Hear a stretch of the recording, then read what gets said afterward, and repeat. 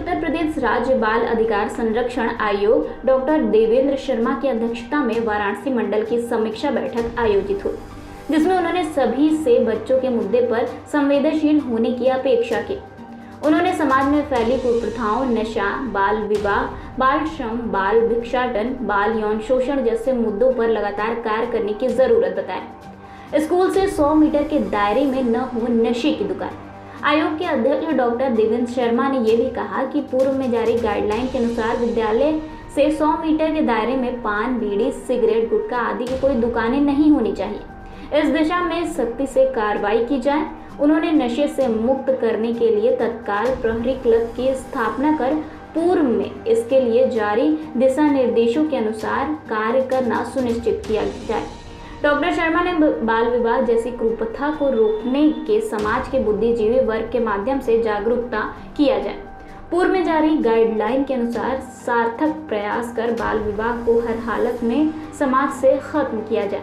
उन्होंने जिस ब्लॉक ग्राम स्तर पर बाल संरक्षण समिति की नियमित बैठकें कराए जाने के निर्देश दिए।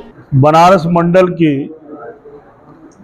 बच्चों के और अधिकारों और संरक्षण की में लगे हुए प्रशासनिक अधिकारियों के साथ बैठे थे, और क्योंकि अभी तक हमने पूरे 75 जिलों का भ्रमण करने के बाद अब मंडलों में हमारी समीक्षा चल रही है। और कल हम आजमगढ़ मंडल में थे, वहाँ हमने समीक्षा की थी। आज हम बनारस मंडल में आज हमने समीक्षा की है, और हमारी जो वत्सल्य योजना है उसके अंतर्गत त्रिस्तर पर गठन हो, उसके लिए हमने निर्देशित किया है। और जो हमारा एक युद्ध नशे के विरुद्ध जो अभियान है उसमें गति लाने के लिए जन जागरूकता फैले, उसके लिए कार्यक्रम हमने बनाकर दिए हैं। बाल विवाह को क्योंकि हमें 25 तक खत्म करना है, उसकी भी हमने समीक्षा की है। बाल श्रम को रोकने के लिए कड़ाई से निर्देश दिया है कि बाल श्रम में जो बच्चे रेस्क्यू किए जाते हैं उनको CWC के सामने पेश किया जाए। ये JJB एक्ट है, उसका भी हमने कड़ाई से निर्देश दिया है। बाल भिक्षावृत्ति को लेकर हमने कहा है कि भिक्षा को हम शिक्षा की ओर जोड़ेंगे, और ऐसे बच्चों को हम स्पॉन्सर योजना के तहत 4000 रुपया प्रतिमाह, और उन बच्चों को ATS विद्यालय में, आश्रम पद्धति विद्यालय में, कस्तूरबा विद्यालय में, और दूसरा अटल जो विद्यालय है उसके अलावा RT के तहत उन बच्चों को पढ़ाने की व्यवस्था। बच्चे पढ़ें, बच्चे खेलें, बच्चे आगे बढ़ें, यही हम चाहते हैं। उत्तर प्रदेश के बच्चों के चेहरे की मुस्कान जब तक नहीं आएगी तब तक मैं चैन से नहीं बैठूंगा। बात की जाए तो बाल संरक्षण जो नए कानून बने हैं उसमें बाल संरक्षण का कितना मिलेगा? जो नए कानून बने हैं वो बहुत अच्छे कानून बने हैं, और उनकी जितनी तारीफ की जाए वो कम है, और ऐसे कानून बनने चाहिए। देश में कानूनों का हमेशा उनका समीक्षा होकर बनते रहेंगे तो कानूनों में सुधार होगा। और हमारा तो JJB एक्ट है, उस एक्ट के अनुसार हम अधिनियम 5 धारा 17 के अंतर्गत बच्चों की मॉनिटरिंग और बच्चों के अधिकारों की संरक्षण की चिंता करने का काम हम कर रहे हैं। सर, बात की जाए तो कुछ महीने पहले G20 स्टार्ट हुआ था, भिक्षा मुक्त काशी बनाने की बात कही थी, लेकिन जैसे ही वो खत्म हुआ वैसे यहाँ पे भी वो खत्म हो गया। अभी भी देखिए तो रोड पे जैसे चौका घाट हो गया, आंध्रा पे हो गया, आपको भीख मांगते हुए बच्चे मिलेंगे। तो इसके लिए किस तरह का आप लोग कानून कर रहे हैं?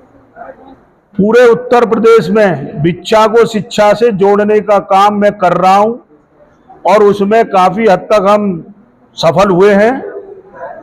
और रेड स्ट्रीट पर जो बच्चे भिक्षावृत्ति करते हैं, ऐसे बच्चों का हमने स्वयं जाकर रेस्क्यू किया है कई जिलों में, और हमने आज भी निर्देशित किया है जो बच्चे तिलक लगाते हैं या भिक्षावृत्ति करते हैं ऐसे बच्चों का रेस्क्यू किया जाए, और उन बच्चों को स्पॉन्सर योजना से जोड़कर शिक्षा से जोड़ा जाए।